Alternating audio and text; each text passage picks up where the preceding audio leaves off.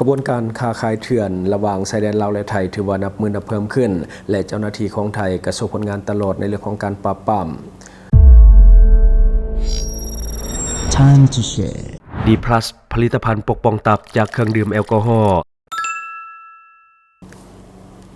สวัสดีท่านผู้ชมกลับมาพบกับรายการทำทูแสสารพัดข้อข่าวที่เราอยากจะนำเสนอในวันนี้ก็คือเกี่ยวข้องกับภาพที่มันเกิดขึ้นทางฝั่งไทยก็คือมีการปราบปรามเรื่องของการค้าขายเถื่อนบ่ว่าจะเป็นยาเสพติดหรือว่ารถเถื่อนเราก็ถือว่ามีการปราบปรามอย่างต่อเนื่องอย่างข่าวทำอิฐที่เราจะนำเสนอก็คือเจ้าหน้าที่ตำรวจของนครพนมได้ควบคุมตัวผู้ชายลาวจำนวน2คนที่พยายามลักลอบขนกระท่อมจากประเทศไทยมาที่ประเทศลาวก็คือน้ำหนัก200กิโลกรัมและก็มูลค่า 100,000 บาทซึ่งวันในของข่าวเขาได้มาจากแฟนเพจสำนักข่าว CIA ของประเทศไทยในวันที่5 พฤศจิกายน ปี 2025 เจ้าหน้าที่ด่านภาษีนครพนมร่วมกับเจ้าหน้าที่สถานีเรือนครพนมหน่วยเรือรักษาความสงบตำลำแม่น้ำคลองจังหวัดนครพนมและก็เจ้าหน้าที่ตำรวจกวดคนเข้าเมืองจังหวัดนครพนมได้ประสานสมทบกำลังกดกาพื้นที่เรียบแคมฝั่งแม่น้ำคลองบริเวณจุดผ่อนผันอำเภอธาตุพนมตำบลธาตุพนมจังหวัดนครพนมในระหว่างการปฏิบัติหน้าที่เจ้าหน้าที่ได้กดยึดกระสอบบรรจุใบกระท่อมจำนวน5กระสอบน้ำหนัก220กิโลกรัมพร้อมนั่นก็ได้ยึดเรือจักรหางยาวบรรจุสินค้าจำนวน1 ลำและจับกลุ่มผู้ต้องหาที่ว่าเป็นคนสัญชาติลาวจำนวน2 คนจากการตรวจสอบพบว่าในกระสอบดังกล่าวเป็นใบกระท่อมทั้งหมดบ่มีเอกสารหลักฐานใดๆในการขออนุญาตนำใบกระท่อมออกจากราชอาณาจักรไทยหรือว่าบ่มีการแจ้งด่านภาษีอย่างถูกต้องตามกฎหมายของไทยของกลางทั้งหมดมีมูลค่าประมาณ 100,000 บาทเบื้องต้นเจ้าหน้าที่ได้แจ้งข้อกล่าวหาพยายามลักลอบขนส่งใบกระท่อมไปยังไปออกนอกราชอาณาจักรไทยโดยบ่ผ่านพิธีทางภาษีมาตรา22ขออภัย242แห่งพระราชบัญญัติภาษีพ.ศ. 2560ซึ่งเป็นของที่ควรต้องได้ยึดตามมาตรา166และก็มาตรา167แห่งพระราชบัญญัติเดียวกันหลังจากนั้นได้นำเอาของกลางและก็ผู้ต้องหาส่งให้กับด่านภาษีนครพนมเพื่อดำเนินการตามกฎหมายต่อไปอันนี้ก็เป็นอีกหนึ่งขบวนการเรื่องของการค้าขายเถื่อนหรือว่าค้าขายยาเสพติดข้ามชาติระหว่างไทยและลาวซึ่งว่าในปัจจุบันเฮาเองก็น่าจะเห็นเรื่องของวัยรุ่นติดยาเสพติดที่เป็นกระท่อมในบ้านเฮาค่อนข้างที่จะงอมแงมโดยเฉพาะในกลุ่มวัยรุ่นที่กำลังขึ้นใหม่หรือว่าอยากรู้อยากเห็นอยากลองเนาะ10 ปลายปีต้นๆส่วนใหญ่ก็จะเริ่มลองกันที่ใบกระท่อมซึ่งว่ามันบ่ค่อยหุนแรงปานใดใบกระท่อมในบ้านเฮาที่ว่าขายกันส่วนใหญ่จะนำเข้าจากเพื่อนบ้านของเฮาก็คือประเทศไทยเกือบ 100% รวมทั้งพวกสารผสมต่างๆส่วนใหญ่ก็นำเข้าจากประเทศไทยฉะนั้นมันจึงพบเห็นเรื่อยๆเรื่องของการลักลอบขนใบกระท่อมจากประเทศไทยเข้าสู่ประเทศลาวของเฮาเนาะอันนี้ก็คือจบไปเรื่องของใบกระท่อมบัดนี้เฮามาต่ออีกข่าวนึงก็คือเจ้าหน้าที่ของไทยได้ทำการยึดยาเสพติดก็คือ200,000 กับ 2,000 เม็ดพร้อมกับผู้ต้องหาที่เชื่อมโยงเครือข่ายค้าขายยาเสพติดที่อยู่ในฝั่งลาวแต่น่าเสียดายในข่าวนี้ก็คือบ่สามารถที่จะจับหรือว่าควบคุมตัวผู้ที่ว่าซื้อขายยาเสพติดที่ว่าอยู่ฝั่งลาวแต่ว่าจับได้สำหรับคนที่ว่าอยู่ฝั่งไทยเจ้าหน้าที่ของไทยได้รับแจ้งจากสายลับว่าในช่วงวันที่5 วันที่ 6 พฤศจิกายน ปี 2025กลุ่มค้าขายยาเสพติดในไทยจะมีการลักลอบขนส่งยาเสพติดข้ามมายังฝั่งสปป.ลาวในพื้นที่หมู่ 4 บ้านแกงใหม่ตำบลสังคมอำเภอสังคมจังหวัดหนองคายซึ่งกงกันข้ามกับขออภัยซึ่งกงกันข้ามกับเมืองสังทองของนครหลวงเวียงจันทร์ของสปป.ลาวพอเจ้าหน้าที่ทราบข้อมูลดังนั้นเจ้าหน้าที่จึงได้ประสานสมทบกำลังกับหลายหน่วยงานและก็มีหน่วยงานความมั่นคงในพื้นที่วางแผนแบ่งกำลังลาดตระเวนและก็ซุ่มเฝ้าระวังบริเวณดังกล่าวตามที่ได้รับแจ้งในเบื้องต้นหลังจากนั้นบ่นานได้กวดพบชายหนุ่ม2 คนที่ว่าขี่รถจักรยี่ห้อ Honda PCX 150สีขาวที่บ่ติดป้ายทะเบียนมุ่งหน้าเข้ามาในบริเวณที่สายลับได้แจ้งไว้ล่วงหน้าแล้วเจ้าหน้าที่จึงได้ซุ่มเฝ้าติดตามพฤติกรรมการเคลื่อนไหวของกลุ่มคนร้ายดังกล่าวและก็พบชาย2 คนมีลักษณะต้องสงสัยก็คือคล้ายๆคนเมาเหล้าหรือว่าเมายาเสพติดมาก่อนเจ้าหน้าที่จึงได้แสดงตัวเพื่อสอบถามแต่ชาย2 คนดังกล่าวเห็นเจ้าหน้าที่ก็แสดงอาการมีพิรุธตกใจกระวนกระวายและก็พยายามที่จะขี่รถจักรหลบหนีออกจากพื้นที่ให้ไวจากอาการดังกล่าวจึงเหตุให้เชื่อได้ว่าภายในโตของชาย2 คนนั่นจะมียาเสพติดหรือว่าสิ่งผิดกฎหมายสุกเสื่องอยู่อย่างแน่นอนเจ้าหน้าที่จึงได้เข้าควบคุมตัวไว้ทันที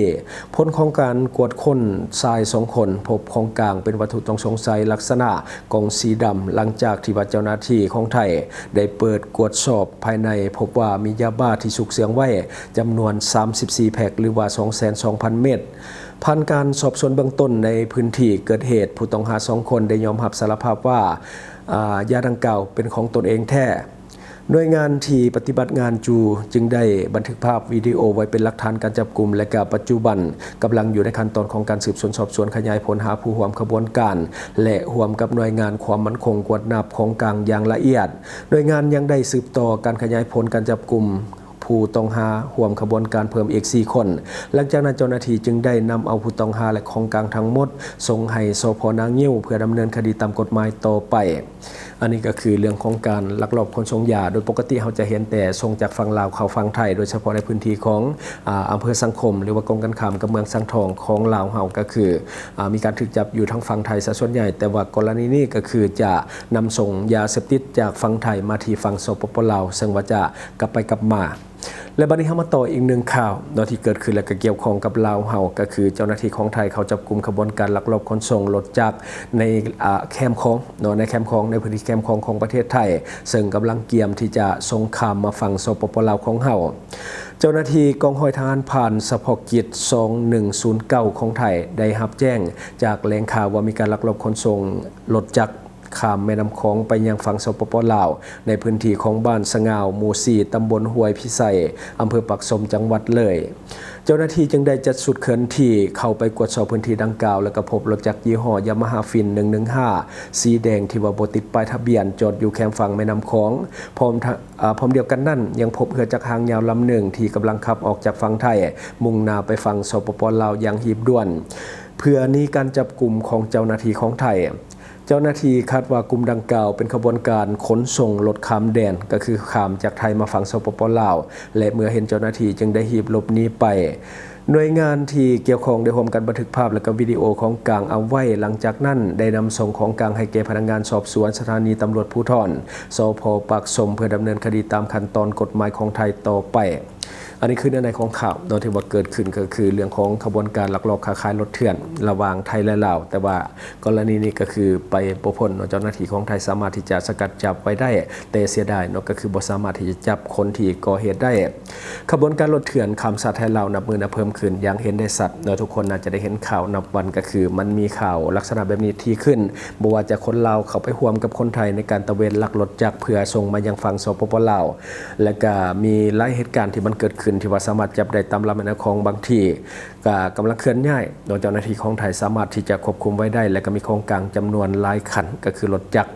คือพวกนี้มันเหตุร่วมกันประสานงานกันระหว่างไทยและลาวก็คือจะแบ่งหน้าที่กันชัดเจนทั้งไทยก็จะเป็นผู้จัดหาและก็มีการตระเวนตามสถานที่ต่างๆเพื่อที่จะลักรถของชาวบ้านเพื่อที่จะส่งออกมายังเพื่อนบ้านอย่างสปป.ลาวเฮาบางทีก็มีคนลาวร่วมขบวนการก็คือข้ามจากฝั่งลาวไปร่วมหรือว่าไปสมทบกับกลุ่มตระเวนลักรถอยู่ในประเทศไทยและก็ร่วมกันลักรถและก็ขนส่งข้ามมาทางฝั่งสปป.ลาวของเฮาและก็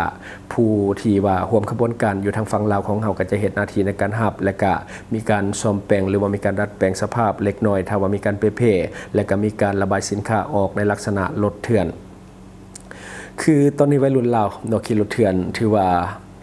สนั่นหวั่นไหวสำหรับรถเถื่อนที่ว่าอยู่ในบ้านเฮาพวกรถใหญ่ๆที่บ่ได้ถูกนำเข้ามาขายในบ้านเฮาส่วนใหญ่ก็จะเป็นรถเถื่อนเพราะว่าราคามันสูงบางคันรถธรรมดาซื่อๆราคาก็เหยียบหลักร้อยล้านซึ่งว่าคนธรรมดาเขาบ่ถึงอย่างแน่นอนคือในปัจจุบัน PCX นี่ถือว่าเห็นหลายขึ้นแล้วก็ NMAX ก็ถือว่ามีการขี่หลายขึ้นทั้งที่ในบ้านเฮานี่เอาเข้ามาขายหน่อยในปัจจุบันรถเถื่อนที่พากันลักลอบเข้ามาก็จะมีราคาที่ค่อนข้างที่จะถูกลงรายและก็เข้าถึงได้ง่ายแต่ว่ารถดังกล่าวก็จะเป็นรถที่บ่มีหนังสือว่าง่ายๆก็คือจะเป็นรถเถื่อนก็คือขี่กันแบบบ่มีหนังสือแต่ว่าสามารถขี่ได้ในบ้านเฮาบางทีก็มีการประกาศให้ไปจดทะเบียนจดแจ้งภาษีคืนก็คือกลายเป็นรถที่มันถูกต้องก็คือเฮ็ดหนังสือได้สำหรับผู้ที่ว่าไปเสียภาษีนำเข้าตามเครื่องจักรของรถก็จะสามารถเป็นรถถูกต้องตามกฎหมายได้อันนี้ก็คือสิ่งที่เราเก็บมาเล่าสู่ฟังหวังว่าท่านจะได้รับสาระดีๆสำหรับท่านที่ว่าเบิ่งรายการเฮาอยู่คิดเห็นจะได้กับสิ่งที่ว่านำเสนอไปก็อย่าลืมฝากไว้ภายใต้คอมเมนต์ของเฮาและข้าพเจ้าจะเข้าไปอ่านด้วยตนเองขอขอบใจ บริษัทเพชรสุขมิไซเจริญทรัพย์จำกัดผู้เดียวบริการก่อสร้างครบวงจรหับสำรวจพื้นที่ก่อสร้างและให้คำปรึกษาโครงการหับออกแบบโครงการต่างๆทั้งแบบ 2D และ 3D การบริการคิดไล่และการประเมินโครงการก่อสร้างหับเป็นที่ปรึกษาโครงการก่อสร้างต่างๆสำหรับท่านใดที่สนใจอยากใช้บริการกับบริษัทเพชรสุขมิไซเจริญทรัพย์จำกัดผู้เดียวสามารถติดต่อที่เบอร์ 02055662255 หรือ 02077776451 หรือท่านจะเข้าไปเบิ่งผลงานที่ผ่านมาของบริษัทพวกเฮาได้ที่แฟนเพจบริษัท PSMC จำกัดอยู่เมืองลาวใช้แต่เงินกีบลาวและส่งเสริมผลิตภัณฑ์ภายในเพื่อลดพรการนำเข้าสินค้าและแก้ปัญหาเงินตา Subscribe for more video.